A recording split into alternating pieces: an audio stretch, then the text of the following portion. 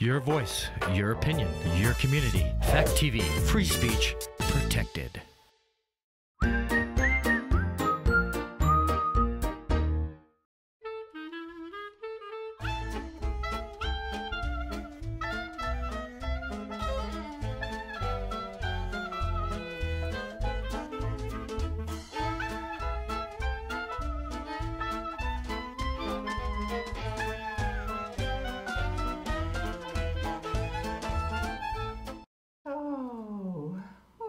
Isn't that just so lovely? I just love to watch the snowflakes and see where they're going to fall. They are so beautiful, and with all those spiky little points, it's a good thing they don't hurt when they land. Although, if they go in your boots, they could be painful. Oh, and down your neck. Oh, especially down your neck. Oh, that would be very painful. Makes me shiver just to think about it. Hello there. Welcome to Grandma Kitty's house. And I'm Grandma Kitty, of course. I was just playing with my snow globe here and watching the snowflakes fall. Oh, I just love to watch the snowflakes, don't you? They're pretty amazing. Yeah, I mean, just one snowflake after another, and pretty soon you have enough to go sliding or tubing or build a snowman. So much you can do with the snow. What's that? You don't like the snow? No? Because it's too cold? Oh, well, snow is definitely cold. That is true, yeah, because it is frozen water, yeah. But you just have to bundle up good and make sure it doesn't soak through so you don't freeze. Oh, speaking of that, I have a story about someone who was very cold and frozen, really. Well, as a matter of fact, this is the story that the movie Frozen was based on. Yeah, that was quite a story, wasn't it? I think you'll like this one. This is the story of the Snow Queen, and it's not really quite the same as Frozen. I mean, Frozen had Anna and Elsa, and this is that was a much friendlier version than the original Snow Queen. Yeah, but this is more like the original version of Snow Queen, and where they got the idea for the movie. So let's read that together, shall we? So the Snow Queen was written by Hans Christian Andersen, but this version is retold by Leslie Sims, and it was illustrated by Alan Mark. So let's read that together.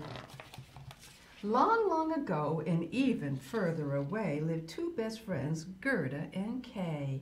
In all the world, no two friends were as close. Oh, it's nice to have a friend, a good friend, isn't it? One crisp winter's day, Kay was crunching through the snow when he saw a twinkling snowflake. It grew larger and larger, and suddenly it turned into a woman dressed in a sparkling white cloak. The next second, she was gone. I bet that was the Snow Queen. The following afternoon, Kay was with Gerda when, ow, a sharp speck of ice flew into his eye. From that moment, everything changed. Kay began teasing Gerda and ripping up all her precious flowers. Then he made fun of people in the street. As each day passed, he grew more and more horrible. Whatever's happened to Kay? Gerda asked her grandmother. Gerda's grandmother shook her head sadly and sighed. I think he's been enchanted by the Snow Queen, she said. After a while, Kay ignored Gerda altogether. He only wanted to play outside in the snow. His cheeks glowed and his eyes shone. He never seemed to notice the cold. On the coldest day of the winter, the Snow Queen came for Kay. In a daze, he caught hold of her sleigh. She commanded her snow-white horse in a voice spikier than icicles. Home! And they flew from the market square, Kay clinging on behind. Oh, there he goes, taken by the Snow Queen. The Snow Queen took Kay far away to her palace of ice in the frozen north. Kay grew colder and colder and colder, so cold he might have been carved from ice himself.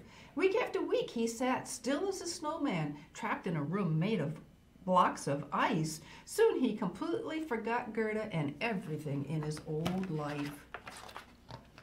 But Gerda didn't forget Kay. As the flowers started to bloom, she set off to look for him. First, she followed the winding river. When the river ran out, she left her boat and walked. She walked for days and days until, lost and alone in a forest, she finally stopped.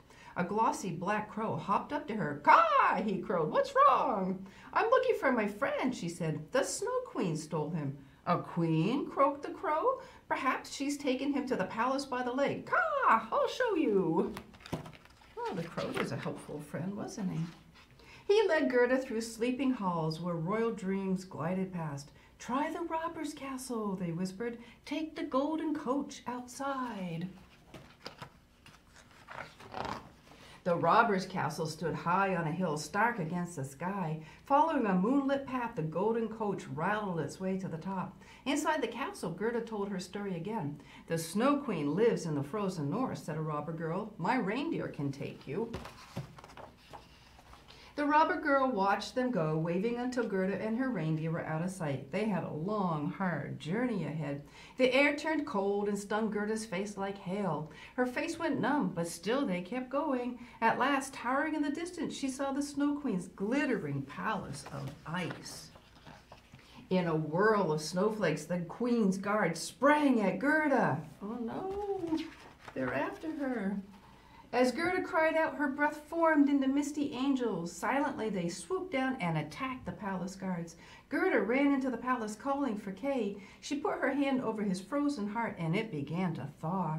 A warm tear melted the speck of ice in Kay's eye and trickled down his cheek. Gerda, he whispered. Kay jumped up, sending blocks of ice flying. The Snow Queen could only watch in ice fury as Gerda and Kay fled, leaving her chilly palace forever. Back at home, Gerda's grandmother was overjoyed to see them. I can't believe you escaped the Snow Queen, she cried over and over again, and she hugged them both tightly as if she'd never, ever let them go. Oh, what did you think of that story? Have you ever heard the story of the Snow Queen before? So it is different from Frozen, but that's where it was based off from. So I have a lot to tell you, not just about this story, but about a lot of the stories we're familiar with. So today I thought we could talk about the stories we know so well and where they came from. So this one was The Snow Queen, and it was written by Hans Christian Andersen. Yeah, and it's where the Disney movie Frozen was based on. Yeah. So the original story was about Gerda and Kay. Now some versions have K-A-Y, some versions have K-A-I, which probably would be Kai. But so in the movie Frozen, the strong bond of friendship was between Elsa and Anna, the two sisters, right?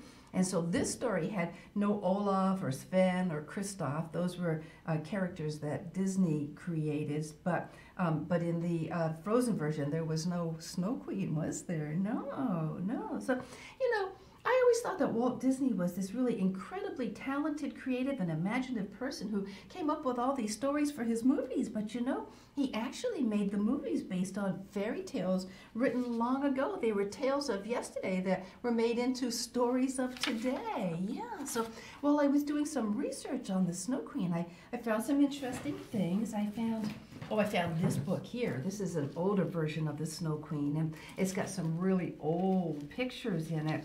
See the old pictures? Now, this is 1968, so this isn't even as old as the original. And this has a lot more to the story than the one we just read. And then I also found this book here that said Grimm's and Andersen's Fairy Tales. And when I was looking at it, I realized that we know a lot of these stories. So let me tell you a little bit about who Grimm and Andersen were. So let's start with Hans Christian Andersen, because he had happier stories than the Grimm brothers did. But he was born in 1805. That was a long time ago, wasn't it? In a country called Denmark. And Denmark is a small country in northern Europe. It's up near Sweden and Norway, and those are cold countries with lots of snow cover. So that might be where he got his idea for the Snow Queen. And it's not a very big country. It's only about, like Massachusetts, if you double it, twice the size of Massachusetts. So it's not a very big country. And do you know what his father did for work? He made shoes. Yeah, he probably carved them from wood. Have you ever heard of those wooden clogs that they used to wear? Yeah, they probably wouldn't be very comfortable, and I'm sure they would have been hard to run in because they don't bend. But anyway, when Hans Christian Andersen was only 11, his father died, and 3 years later, at the age of 14, he left home and he went to work in the theater. Do you know what the theater is? movie theaters, right, right. Now we go to the theater to see movies, yeah. But back then, before they had movies, they would have live performances where people would sing and dance and do plays. And some theaters still have live performances now. But so in his early 20s, Hans Christian Andersen went to college, and then he traveled around Europe and he did a lot of writing. Do you know how many fairy tales he wrote? Over 100. Yeah, that's a lot of stories, isn't it? Yeah. So now let's talk about the Grimm brothers. They were sometimes called the Brothers Grimm because some of their stories were pretty grim. Yeah. Did you know back in the olden days, fairy tales weren't just for kids? No, people didn't know how to read and write, and so they would tell these stories and retell them and pass them on to one another like that. So fairy tales weren't just for children, but the brothers, the Grimm brothers or Brothers Grimm, they were Jacob and Wilhelm Grimm, and they were born in 1785 and 1786, and that's a long time ago too, huh? And they were born in a country called Germany, which is also in Europe. And in their early 20s, their mother died, and so they went to work in a library to help support their brothers and sisters and earn money to take care of them. And then they eventually went to college. Do you know what they studied? Law. They became lawyers. Yeah. And they eventually became professors at a college. That means they taught at a college. Do you know how many stories they wrote? They wrote at least 200 stories. That's a lot. So I'm going to play a little guessing game here. I'm going to tell you the name of a well-known story, and you tell me who you think wrote it. Okay, so we have Snow White. Do you know who wrote Snow White? That was the Brothers Grimm. Now, it actually probably was written long before they came along, but they modified it and changed it, and their version was actually called Little Snow White. Yep. Oh, The Little Mermaid. I love The Little Mermaid. Do you know who wrote The Little Mermaid? Hans Christian Andersen. Yeah, because that's a friendly story, huh? Yeah, I like that one. What about Cinderella? Do you know who wrote Cinderella? Well, that was Brothers Grimm, but there's also a version that Charles Perrault wrote, and the Grimm brothers might have modified it a bit. Their story was a little bit more harsh, not quite as friendly and happy as Charles Perrault. Oh, how about The Ugly Duckling? Have you ever heard that story? I like that story, the duck that actually turned out to be a beautiful swan. Yeah, that was Hans Christian Andersen. Oh, what about Sleeping Beauty? Do you know who wrote Sleeping Beauty? That was the Brothers Grimm, yeah. And that was originally called Little Briar Rose, and I think probably Disney changed it to Sleeping Beauty. How about the Emperor's New Groove? Do you know who wrote that one? Hans Christian Andersen. It was originally The Emperor's New Clothes, but it was changed to New Groove. Oh, Tangled. I like Tangled. Do you know who wrote Tangled? Yeah, that was the Brothers Grimm, and that actually came from a story called Rapunzel. Have you ever heard that? Rapunzel, Rapunzel, let down your golden hair. Yeah, that one was probably modified by the Brothers Grimm. How about The Princess and the Frog? Do you know where that one came from? The Brothers Grimm. Yeah, their version was The Frog Prince. Frozen, we just talked about that. So who was that? Hans Christian Andersen. Yep, that was based on the Snow Queen that we just read. Yep. Oh, The Princess and the Pea. I like this one too. I'm going to read this one to you. Do you know who wrote that one? Hans Christian Andersen. Maybe we can do that one next time. Oh, how about Thumbelina? Have you ever heard of Thumbelina? That was Hans Christian Andersen. Oh, Little Red Riding Hood. I think we did Little Red Riding Hood one time. Do you know who wrote that?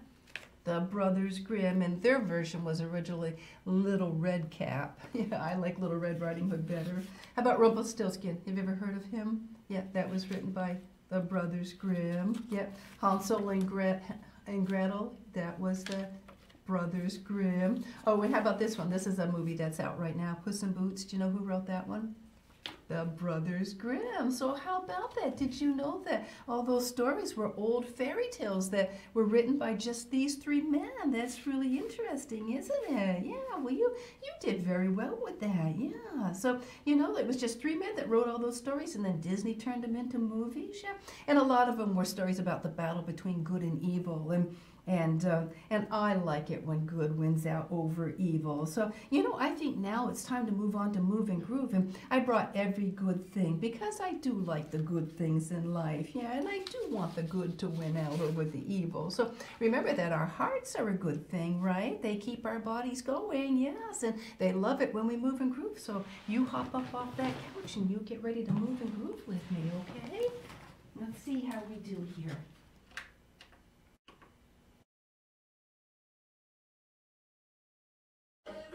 Oh, here we go. Every good thing, every good thing. Every good thing, every good thing. Every good thing, every good thing. Every good thing, every heartbeat. Every day we get to breathe. You're the reason for anything that lasts. Every second chance, every laugh. Life is so sweet. You're the reason for every good thing, every good thing. Every good thing, every good thing. Every good thing, every good thing. Every good thing, every good thing. There will be days that give me more than I can take, but I know that you always make beauty from my heartache. Don't wanna forget or take for granted that it's a beautiful life we live. I'm not gonna miss the moments like this. This is a beautiful life you give. You're the reason for every good thing, every heartbeat. Every day we get to breathe. You're the reason for anything that lasts. Every second chance, every laugh. Life is so sweet. You're the reason for every good thing, every good thing. Every good thing, every good thing. Every good thing, every good thing. Every good thing, every good thing. Every good thing, every heartbeat. Every day we get to breathe. You're the reason for anything that lasts. Every second chance, every laugh. Life is so sweet. You're the reason for every good thing, every good thing. Every good thing, every good thing. Every good thing, every good thing. Every good thing, every good thing. Every good thing, every good thing. Every good thing, every good thing. Every good thing, every good thing. Every good thing, every good thing. All right, how did you do? Did you get up and move and groove and get some exercise?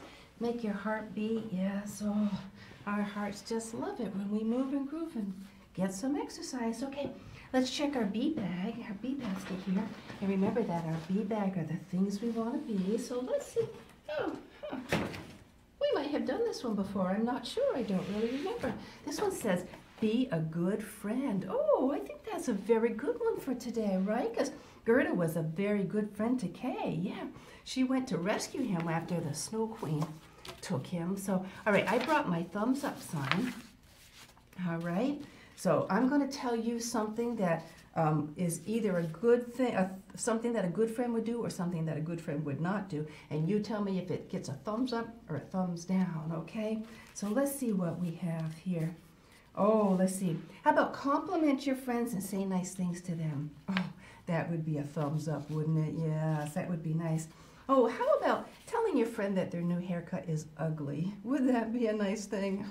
No, that is definitely a thumbs down, isn't it? Oh, how about spending time with your friends? That's a thumbs up, right? Yeah, you have to spend time together so you get to know each other and develop a good friendship. How about if you ignore your friend when they're talking? Like, they're telling you something and you're too busy playing on your phone and you're not listening to them? That would be a thumbs down, wouldn't it? Yeah. Oh, how about be happy when they get something nice, like they get a new bike? Yeah, that would be a thumbs up, right? What if you got jealous That would be a thumbs down, right? Can't be jealous. No, just be happy for them that they got something nice. That would be a thumbs up. Oh, how about hurting your friends' feelings by saying something mean to them or saying bad things to them? Oh, that would definitely be a thumbs down, wouldn't it? Yeah, you don't want to say mean things to your friends. So how about listen to them and have conversations? Can you have a good friend if you don't ever listen to them or talk to them? No, you got to talk to them, right? Yeah, so having conversations and talking to them, that's a thumbs up. Oh, how about telling your friend you don't have time for them? You don't have time to hang out with them? That would be a thumbs down. Yeah, you're not going to have many friends if you don't spend time with them. Yeah. Oh, how about if you take something that belongs to your friend?